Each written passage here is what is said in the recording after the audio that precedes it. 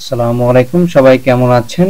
তো আজকে আমরা যে বিষয়টা নিয়ে একটু আলোচনা করতে চাই সেটি হচ্ছে HTML। তো এসএসসি আইসিটির চ্যাপ্টার 4 HTML নিয়েই মূলত। তো এটার থিওরিটিক্যাল কিছু পার্ট আছে, ওয়েব পেজ, ওয়েবসাইট, সার্ভার এগুলো নিয়ে। তো আমি আপাতত এই বিষয়গুলো নিয়ে কথা বলছি না, আমি সরাসরি HTML এ চলে যাচ্ছি। HTML কি? ওয়েব পেজ ডিজাইন করার জন্য বিভিন্ন ধরনের প্রোগ্রামিং ভাষা রয়েছে। HTML হচ্ছে সেরকম একটি প্রোগ্রামিং ভাষা যার ওয়েব পেজ ডিজাইন করা হয়, যার মাধ্যমে ওয়েব পেজ ডিজাইন করা। আসলে এটা একটি প্রোগ্রামিং ভাষা না, এটি হচ্ছে একটি মার্কআপ ল্যাঙ্গুয়েজ। তো প্রোগ্রামিং ভাষা আর মার্কআপ ল্যাঙ্গুয়েজের মধ্যে অনেক পার্থক্য আছে, যদিও আমরা সামনে এগুলো জানতে পারবো। HTML পূর্ণরূপ হচ্ছে হাইপার টেক্সট মার্কআপ ল্যাঙ্গুয়েজ, যা মূলত ওয়েব পেজ এবং ওয়েব অ্যাপ্লিকেশন তৈরি করার জন্য ব্যবহৃত হয়। HTML কতগুলো মার্কআপ ট্যাগের সমষ্টি। এই মার্কআপ ট্যাগের কাজ হলো ওয়েব পেজে বিভিন্ন তথ্য কিভাবে প্রদর্শন করবে তা ব্রাউজারকে নির্দেশ দেওয়া। ব্রাউজারগুলো HTML ট্যাগসমূহকে প্রদর্শন করে না, তবে ওয়েব পেজের তথ্য প্রদর্শন করতে ব্যবহার করে। HTML দ্বারা তৈরি ফাইলসমূহের এক্সটেনশন .html অথবা .htm হয়। ধরুন আমরা একটি ভিডিও যদি কোনো কম্পিউটার অথবা ফোনে সেভ করি, তো MP4 বা মুভ এরকম বিভিন্ন ট্যাগ থাকে। হ্যাঁ, ভিডিওর প্রথমে টাইটেল থাকে, একটা নাম, দেন .txt, .audio, .mp3, বিভিন্ন ধরনের এক্সটেনশন থাকে। তো HTML ফাইল সমূহের এক্সটেনশন হবে .html অথবা .htm। দেন আমরা HTML এর সুবিধাগুলো একটু জেনে নেই। যে কোনো ওয়েব পেজের টেমপ্লেট অর্থাৎ নকশা বা ডিজাইন তৈরি করা সহজ। হ্যাঁ, HTML কিন্তু খুব সহজ একটি ল্যাঙ্গুয়েজ, এটি শিখতে খুব বেশি সময় লাগে না, কেউ একটু ভালোমতো দেখলেই হবে। হ্যাঁ, এটি একটি ইউজার ফ্রেন্ডলি ওপেন টেকনোলজি, অর্থাৎ ইউজার ফ্রেন্ডলি, যে কেউ এটা ইউজ করতে পারে এবং এটা উন্মুক্ত সবার জন্য। এটি ব্যবহার করার জন্য কোনো টাকা পেমেন্ট করতে হয় না। HTML দ্বারা তৈরি ওয়েব পেজ সকল ব্রাউজার সাপোর্ট করে, অর্থাৎ গুগল ক্রোম, মজিলা ফায়ারফক্স সহ যত ধরনের ব্রাউজার আছে সব ব্রাউজারই বর্তমানে HTML সাপোর্ট করে। সিনট্যাক্স সহজ, তাই HTML শেখা সহজ।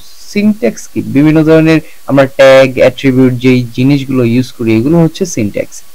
যে কোনো টেক্সট এডিটর কোড লেখা যায়, ধরুন নোটপ্যাড প্লাস প্লাস আছে, কোড এডিটর, এরপর ভিজুয়াল স্টুডিও আছে।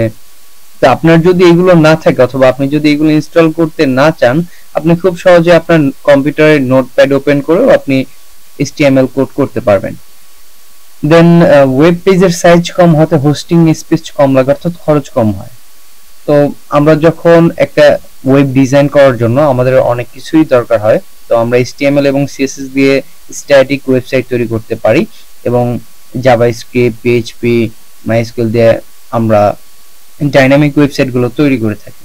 হ্যাঁ, তো সেই ক্ষেত্রে আপনি যখন জাভাস্ক্রিপ্ট, PHP বা SQL যখন ইউজ করবেন তখন আপনার স্পেস অনেক বেশি লাগবে, কিন্তু মজার বিষয় হচ্ছে HTML এ কোডগুলো ডাইরেক্ট টেক্সট ভিত্তিক হওয়াতে এগুলো খুব কম স্পেস খরচ করে। HTML কোনো কেস সেনসিটিভ ভাষা না, অর্থাৎ আপনার অনেক সময় দেখা যায় স্পেস অথবা দাড়ি কমার জন্য অনেক সময় দেখা যায় প্রোগ্রামিং ল্যাঙ্গুয়েজে আপনার ইরর চলে আসে, কিন্তু সেই ক্ষেত্রে HTML এ আপনার এই ধরনের ইরর আসবে না। আপনার ছোটখাটো কিছু ভুল হলেও সে ওটা বুঝতে পারবে। দেন আরো কিছু সুবিধা আছে। HTML প্ল্যাটফর্ম ইন্ডিপেন্ডেন্ট, অর্থাৎ যে কোনো কম্পিউটার অপারেটিং সিস্টেম যেমন অ্যাপল, উইন্ডোজ, লিনাক্স এবং যে কোনো এমবেডেড ডিভাইস অপারেটিং সিস্টেম যেমন অ্যান্ড্রয়েড, iOS, জাভা ফোন ব্যবহৃত হয় এবং HTML এ 216টি ওয়েব কালার সাপোর্ট করে। তো এখন চলুন জেনে নেওয়া যাক HTML এর অসুবিধা সমূহ। যেহেতু সুবিধা আছে, অসুবিধা অবশ্যই আছে। তো শুধুমাত্র স্ট্যাটিক ওয়েবসাইট তৈরি করা যায়। তো আপনি যদি একটি ডাইনামিক ওয়েবসাইট তৈরি করতে চান, তো আপনি শুধু HTML দিয়ে পারবেন না। হ্যাঁ, আপনার অবশ্যই HTML CSS লাগবে, কিন্তু তাছাড়াও আপনার জাভাস্ক্রিপ্ট, PHP আর অনেক কিছুই দরকার হবে। তো আমরা HTML দিয়ে শুধু স্ট্যাটিক ওয়েবসাইট তৈরি করতে পারি। তো যারা স্ট্যাটিক ওয়েবসাইট কি জানেন না তাদের জন্য বলছি। স্ট্যাটিক ওয়েবসাইট হচ্ছে একটি সিঙ্গেল পেজ ওয়েবসাইট, মূলত এগুলো হয় যেগুলোর তথ্য পরিবর্তন খুব সহজে করা যায় না। এগুলো আপনার কোডের ভিতরে যে চেঞ্জ করে দেন আপনার আপডেট করতে হয়, যে যার জন্য আপনার ডেভেলপার হায়ার করার প্রয়োজন বা যে HTML CSS বুঝে ওয়েব ডিজাইনার দ্বারা পরিবর্তন করতে হয়। তো যারা একটি নোটিশ বা এরকম কিছু তৈরি করতে চায় যে কোনো কিছু প্রয়োজন চেঞ্জ করার প্রয়োজন নেই, যেমন আছে এরকমই থাকবে, তো সেই ক্ষেত্রে স্ট্যাটিক ওয়েবসাইটগুলো খুব কার্যকর। সাধারণ ওয়েব পেজ তৈরির জন্য প্রচুর কোড লিখতে হয়, এটা একটা সমস্যা। আপনার একটি পেজের ভিতরে অনেক কিছুই থাকতে পারে, যেমন অডিও, ভিডিও, টেক্সট, এরপর টেক্সটগুলো আবার কিভাবে থাকবে, এগুলোর ফরম্যাটিং, কালার, এডিটিং, এগুলোর জন্য আলাদা আলাদা প্রচুর কোড লিখতে হয়, এটা একটা সমস্যা। HTML এর নিরাপত্তা ব্যবস্থা দুর্বল। হ্যাঁ, HTML নিরাপত্তা ব্যবস্থা দুর্বল অবশ্যই। এরপর বেশি কোড লেখাযুক্ত ওয়েব পেজ চালানো বেশিরভাগ জটিলতার সৃষ্টি করে, অর্থাৎ আপনার কয়েকটি পেজ তৈরি করলেন, ওয়েব পেজ বানালেন, কিন্তু দেখলেন যে এগুলো ডিজাইন করতে যে আপনার প্রচুর প্রচুর কোড লিখতে হয়েছে, কিন্তু এই কোডগুলো যত বেশি হবে আপনার ওয়েবসাইটের লোডিং স্পিড তত কম হবে। এখন কথা হচ্ছে লোডিং স্পিড কম হলে তাতে কি আসে যায়? তো একটা গবেষণায় দেখা গেছে 3 সেকেন্ডের বেশি যদি কোনো ওয়েবসাইট লোড হয়, সেই ক্ষেত্রে ইউজাররা ওই ওয়েবসাইটগুলো ব্যবহার কম করে, সার্চ ইঞ্জিন অপটিমাইজেশন হয় না, র্যাঙ্কিং গুগলে হয় না। তো আজকের ভিডিওটা এতটুকুই, ধন্যবাদ। পরবর্তীতে আরো ভিডিও আসবে, সবাই পাশে থাকবেন।